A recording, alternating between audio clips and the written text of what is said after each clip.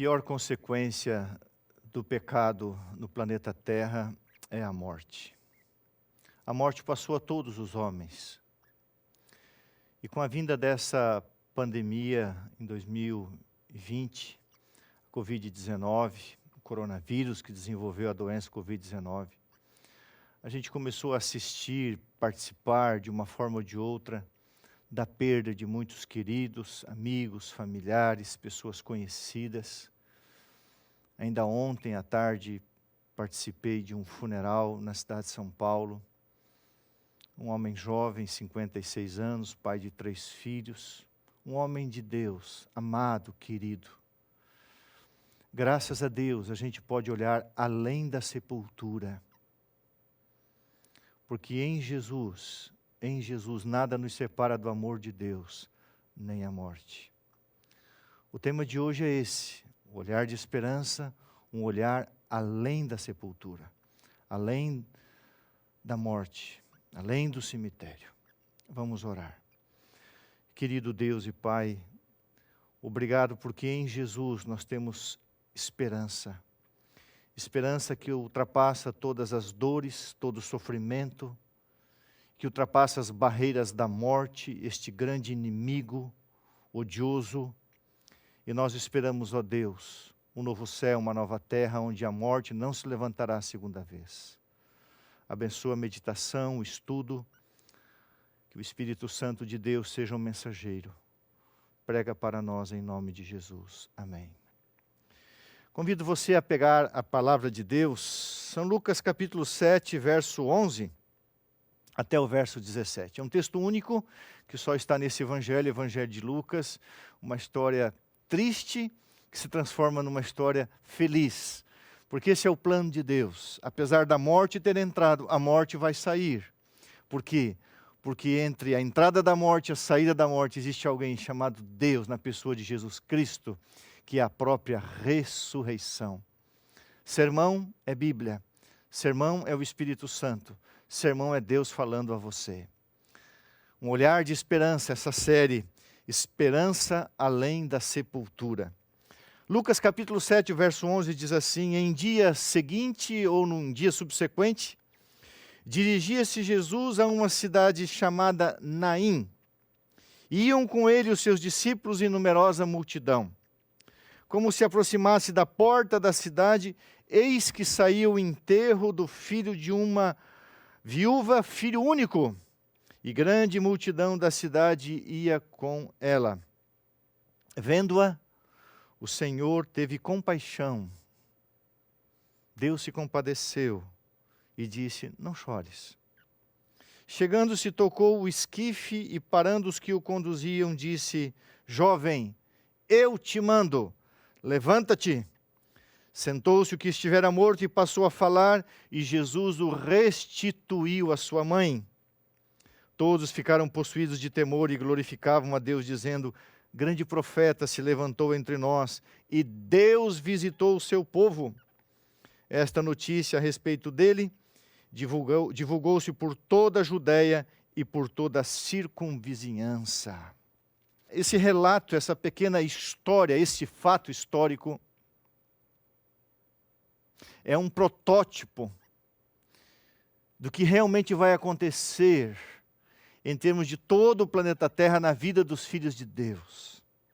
A morte entra, a dor, o sofrimento, mas chegará um momento que Jesus vai dizer: basta, chega. A Bíblia diz que a morte é um inimigo. Deus odeia a morte, Deus não perdoa a morte.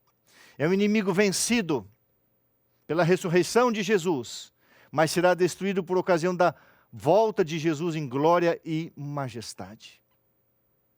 Imagina, viúva, uma mulher solitária, um filho único, morando numa pequena e única cidade que tinha, nesta cidade que tinha uma única entrada que era também a única saída.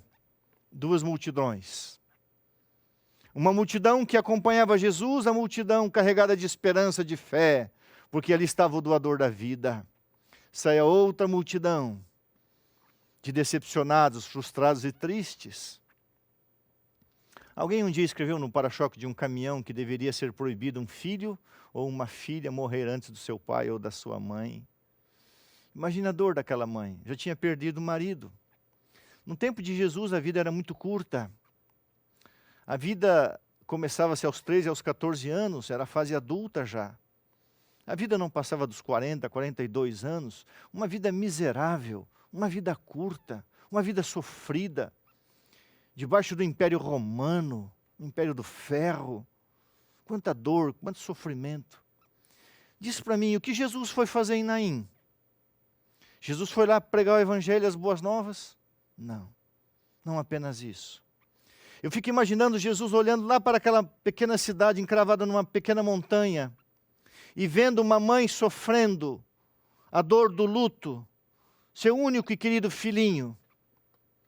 E aí vai Jesus para levar esperança, esperança além da morte, além da sepultura. As duas pequenas multidões se encontram e Jesus diz, não chores. Queridos, que autoridade um ser humano tem para dizer para um enlutado, para uma enlutada, não chores, só Deus. Porque a morte é um problema para mim e para você, mas para Deus não é. Deus tem dois sentimentos quando um filho seu morre aqui na terra. Deus tem o sentimento, esse sentimento aqui, ó, Jesus se compadeceu dela. Jesus se compadece de você que perdeu seu marido, sua esposa, seu filho, seu pai, sua mãe, seu querido amigo, eu não sei. Jesus se compadece da nossa dor, Ele sabe o que é isso. Mas por outro lado, Jesus tem a capacidade de dizer, preciosa é a morte aos olhos de Deus, a morte de um justo. Mas como pode ser precioso? Como pode ser um momento precioso aos olhos de Deus? É que a morte para Deus é o início da eternidade, a pessoa está selada. Se ela morreu em Jesus, aquele momento é um momento precioso. Aquela morte é uma morte preciosa, porque ela vai ressuscitar. Só Jesus pode dizer, como diz em Apocalipse, bem-aventurados que morrem no Senhor, feliz é o morto. Como isso? Ninguém é feliz com a morte. Mas Deus está dizendo, o estado da morte não é um estado final. Então se você morreu em Jesus, ou quando você morrer em Jesus, melhor dizendo, se você morrer em Jesus, ou quem morreu em Jesus, é um bem-aventurado, porque ele tem autoridade. E Jesus diz, não chores. E Jesus toca e diz assim, eu te mando, levanta-te. Jesus disse para Lázaro, Lázaro, sai para fora. E chegará um dia em que Jesus dirá 3 vezes, ressuscitai, ressuscitai, ressuscitai. Ele tem poder sobre a morte, poder muito além da sepultura. Ele é o Senhor da vida, mas Ele tem as chaves da morte e do inferno. A palavra inferno significa sepultura. Você sabe que os primeiros cristãos, os cristãos do primeiro século, aguardavam o retorno de Jesus para os seus dias. E Jesus não retornava. Então eles entravam em desespero. E os mortos tinham que ser levados para um local para serem depositados. Então os primeiros cristãos levavam os seus mortos para os campos e ali sepultavam. E eles cunharam a palavra cemitério em grego, que vem a palavra latina coimaterium. Significa, sabe o quê? Quarto de dormir. Dormitório. Foi uma palavra que os primeiros cristãos deram. Cemitério, cemitério, quarto de dormir. Cada vez que um filho, que uma filha de Deus morre, perde o fôlego desta vida, ele vai para um quarto de dormir e ele se levantará. E Jesus vai dizer, levanta-te, ressuscita, sai para fora. Eu não te criei para uma sepultura, eu te criei para a vida eterna. Existe esperança além da sepultura. Muito além da sepultura. Era uma quinta-feira à noite. Um amigo, 49 para 50 anos, me telefonou Esse foi no mês de março desse ano, de 2021. Eu tive Covid em 2020. E ele disse, ele é um pastor. Ele disse, amigo, estou com vírus. Eu estou ofegante. Eu falei, corra para o hospital, você está atrasado. Ele acabou indo para o hospital só na sexta-feira de manhã. Um pastor, evangelista, amado, querido, amigo. Trocávamos mensagens semanalmente. Ele morava no interior de São Paulo e eu moro na capital. E ele veio para o Hospital Adventista em São Paulo, internou na sexta e de repente houve um salto de 25% para 60% de saturação e ele me escreveu no WhatsApp, né? Não telefonou, fazendo um movimento errado aqui. Ele falou, amigo, se eu tiver mais um salto desse, o médico disse que eu não suporto. E ele teve um salto de 25 para 60, de 60 para 90, ele entubou, ele pronou. E nós oramos e nós clamamos. Eu não ligo o meu celular pela manhã, meu celular fica desligado. Primeiro eu vou ter contato com Deus, para depois ter contato com homens, com seres humanos. Então eu não abro o meu WhatsApp, eu não ligo o celular sem ter comunhão com Deus, porque a atividade pastoral é intensa. Mas eu acordei perto das 6 horas da manhã e vi um impulso de mexer no celular, ver o que estava acontecendo. E eu, preocupado com o pastor Marcos Tosta, eu então acionei o WhatsApp, estava um recado do seu filho tentando me ligar já há algum tempo. O Marcão nos deixou, pastor. Eu falei, mas como? Tinha acabado de comprar sua casinha, ali em Sorocaba, vivendo com a sua esposa Renata, os filhos recém-formados de odontologia. Um evangelista, um homem de Deus, uma pessoa queridíssima, amada. Fazia muitos anos que eu não chorava por um morto. Deu uma crise de choro, de tristeza, uma dor lancinante. Caí de joelhos, orei por ele, pelos filhos, pela nora, pela família. Muitas vezes eu tenho contato ainda, o número dele. Muitas vezes eu pego o meu WhatsApp, a gente trocava informações, brincadeiras, e acabou. Foi. É o fim? Não. Quando a gente tem um olhar de esperança em Jesus, essa esperança ultrapassa todas as coisas e qualquer coisa, inclusive a morte. Essa desgraça que se abateu como nunca sobre a humanidade. Não sei se virá ou não virá, fala-se numa terceira onda. A Índia tem 1 bilhão e 200 milhões de habitantes. É um país capaz de influenciar um planeta pelo relacionamento comercial que tem, pessoas viajando pelo mundo inteiro aí. Está aí no nosso estado do Maranhão, a cepa indiana. Se isso vier para o Brasil de uma forma pandêmica, vai ser a terceira onda. Quantas pessoas mais vão morrer? E aí? E aí termina tudo numa sepultura? Aí termina tudo numa cova?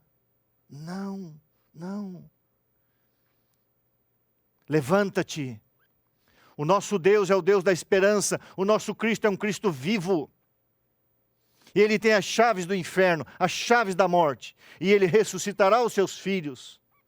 A morte será matada, a morte será destruída. Eu era pastor de uma igreja, num lugar do Brasil aí. E tinha uma irmã que tinha casado, já numa idade avançada, com um ateu. Tudo bem, cada um faz da sua vida o que quer. Mas o ateu morreu. Mas era um homem famoso. Tinha sido um diplomata, escritor, poeta, pintor, um homem famosíssimo na região, no estado, uma influência tremenda. Mas morreu. 76 anos. A irmã me liga e disse, pastor, gostaria que o senhor fosse lá no funeral, no crematório Vaticanum. O senhor falar lá. Eu falei, irmão, falar o quê, irmã? O que o senhor quiser. Eu falei, eu só falo se for no final. Ah, pastor, vai estar o governador, vai estar o prefeito, vai estar o deputado tal. Vai estar... Falei, mãe, não me interessa quem vai estar lá. Eu só quero falar no final. Aí cheguei lá, governador não estava, prefeito não estava, todos representando, porque depois de morto, meu amigo, se você é de Jesus, você tem valor para Deus. Lá, os representantes falando. E aí eles ficavam atrás do caixão e olhavam para o morto e diziam assim, esse homem foi um pintor, esse homem foi um escritor, esse homem foi um diretor do Lions Club, esse homem foi um diplomata, esse homem foi um articulador político, esse homem foi amigo do Beltrano, se foi. Eu fiquei engraçado, foi, né? Foi, acabou, foi. O que eu vou falar uma pessoa que foi e jamais será? Do ponto de vista humano, um descrente, um ateu. Quando eu fui falar, minha parte final, fui para frente do caixão. Deixa o morto lá para trás. E eu preguei para as 200 e poucas pessoas que estavam lá sobre a volta de Jesus, a ressurreição, a esperança que nós temos. Não adianta ter sido.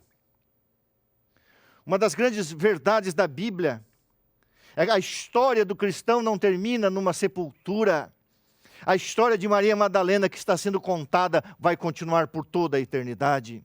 A história de Pedro vai continuar, a história de Paulo vai continuar, a história de Davi, o arrependido, vai continuar, a história do profeta Elias continua no céu, a história de Moisés continua no céu, Enoque continua, a nossa história não termina numa sepultura.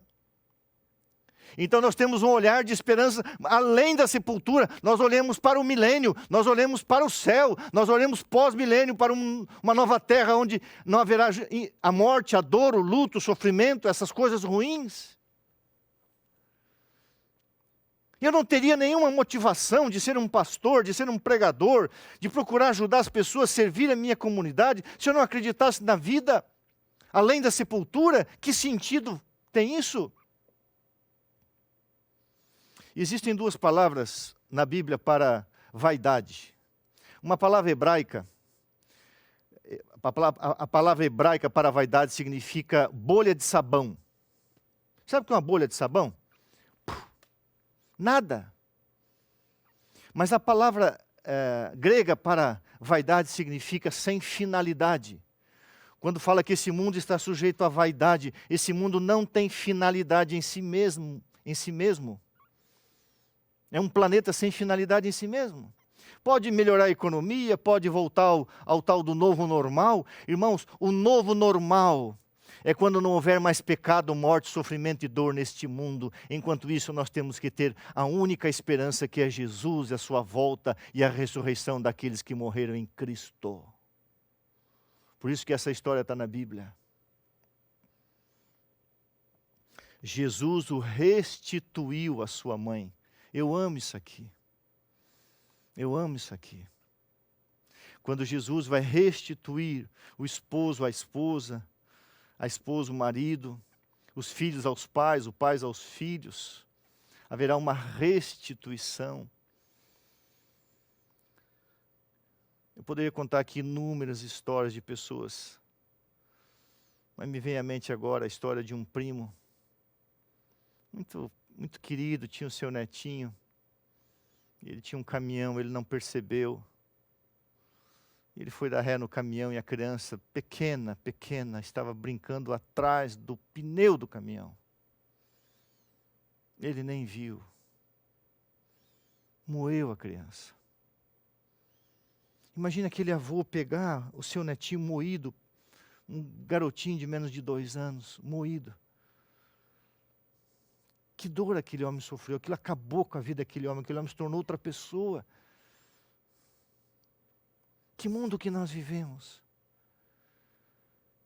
Que dor, que tristeza. Mas graças a Deus um dia, Jesus restituirá essa criança aos seus pais, ao seu avô, à sua família. Sem isso não existe finalidade. Sem isso não existe propósito. Se tudo termina numa sepultura, a Bíblia diz, a nossa vida é vã, a nossa esperança é vã, porque vivemos 70, você sabe a média de vida de uma pessoa? Se uma pessoa vive bem, ela vai viver entre 27 a 28 mil dias.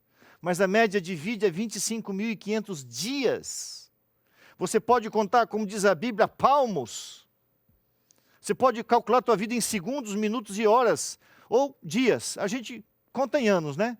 Morreu com 70, 80 anos. Isso para Deus é nada, a luz da eternidade é nada. Então nós temos que carregar uma esperança além da sepultura. E nós temos essa esperança em Cristo Jesus. Jesus disse, você vai chorar, sim, a dor do luto. Mas olhe para mim e tenha esperança. Eu venci a morte e ela será destruída. E nada nos separará do amor de Deus, nem a morte. A morte para o Filho de Deus é o início da eternidade. Começa com sono.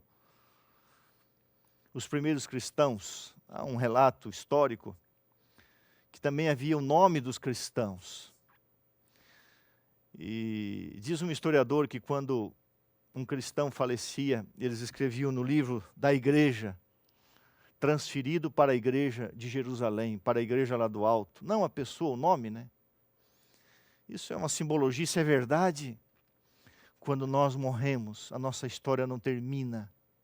A nossa história é interrompida. Mas quando Jesus vier em glória e majestade, ao ressuscitar, a nossa história continua. A história dos filhos e filhas de Deus continuará. A história de Jacó continuará, de Abraão, de José, de Daniel, de Ananias, Misael, Azarias. Louvado seja Deus, porque nós temos uma esperança que ultrapassa a própria morte. Por isso que a Bíblia diz, quem tem o Filho tem a vida. Eu era pastor lá em Campo Grande, no ano de 2001 a 2003, final de 2003, 3 anos. E ali eu fiz amizade com várias pessoas, e uma delas, um irmão chamado Mirshed Jafar Júnior. Sabe aquela pessoa que tem o coração maior do que a si mesmo, maior do que o seu próprio corpo? Bondoso, generoso, querido. Teve algumas dificuldades na vida material. Teve o diabetes. E ele contraiu a o coronavírus, desenvolveu a Covid-19. E todas as noites, por mais de 15 dias, eu e minha esposa fazíamos um FaceTime, ligávamos para a esposa, para a filha, para os filhos, a Rosana, a Olívia, o Giovanni, o Felipe, nós oríamos e orávamos, clamando a Deus. E ele foi curado da Covid-19. Foi curado. E aí pegou uma infecção que não é incomum, uma infecção de UTI, uma bactéria resistente. Mais uma luta. E a gente continuava orando, e ele venceu. Deus deu a graça de ele vencer a bactéria, venceu a Covid-19, venceu a bactéria. E ele então pôde ser extubado, saiu. Nós tivemos 2 contatos visuais, apesar de ele estar com a tráqueo aqui. Estamos felizes, alegres, jovens, 50 anos. Uma família linda. E o propósito dele ter uma experiência genuína com Jesus como nunca dali para frente. E ele teve um sonho, e ele pôde contar o sonho. Ele sonhou com um corredor, mas nesse corredor havia algo que escorria, que corria, e era uma cor púrpura, como se fosse sangue escorrendo. E no final daquele corredor, Jesus abriu os braços e dizia, você vai vir e eu vou cuidar de você. Não que a pessoa morra e vá para o céu. E ele contou esse sonho para a família. E a família partilhou conosco. A gente não entendeu. Ele já estava fora da UTI, já estava estubado, já tinha vencido, tinha passado pela prona, já tinha vencido a bactéria resistente, altamente resistente, e a esposa estava com ele no quarto. E ele teve uma hemorragia interna. E aquele sonho se tornou uma realidade dentro do seu corpo. Uma vazão sanguínea por todos os órgãos, sem controle. O seu irmão é médico, ele tem um amigo lá, médico. Ambos chegaram e ali foi montada uma UTI. E ali foi feito o procedimento cirúrgico. E aos olhos humanos, inexplicavelmente, ele faleceu. Depois de lutar por mais de 25 dias contra a Covid, contra uma bactéria, ele morreu por causa de uma hemorragia. Dá para explicar? Não. Inimaginável. Inimaginável. O que resta nessa hora, querido amigo, querido irmão? Se você não crê em Jesus, se você não crê na ressurreição, somos miseráveis. Sem finalidade, sem propósito, tudo é vaidade. Mas graças a Deus por Cristo Jesus, porque em Jesus os seus filhos vão para o quarto de dormir e Jesus tocará o quarto de dormir com a sua voz e vai dizer: levanta-te, e restituirá cada pai, cada mãe, cada filho, cada filha, cada querida aos seus queridos, porque esse é o propósito de Deus. A esperança do cristão ultrapassa qualquer dor deste mundo e a maior das dores, que é a morte. Se eu falo para alguém que perdeu um ente querido, que você viva com essa esperança, tenha esse olhar de esperança de que a morte não é o fim, porque para Deus nada tem fim, porque Ele é infinito. Que Deus abençoe você. Vamos orar? Obrigado, Senhor, porque em Jesus nós temos esperança sobre todas as coisas, inclusive o pior dos inimigos, que é a morte. Se alguém que ouviu essa palavra sofreu a perda de algum querido, que tenha esse consolo, essa esperança que só Deus pode dar, na certeza e na segurança de que Ele passou pela morte, venceu a morte e destruirá a morte, tirando os seus filhos do quarto de dormir. Que o Espírito Santo encha esses corações de esperança e fé, em nome de Jesus. Amém.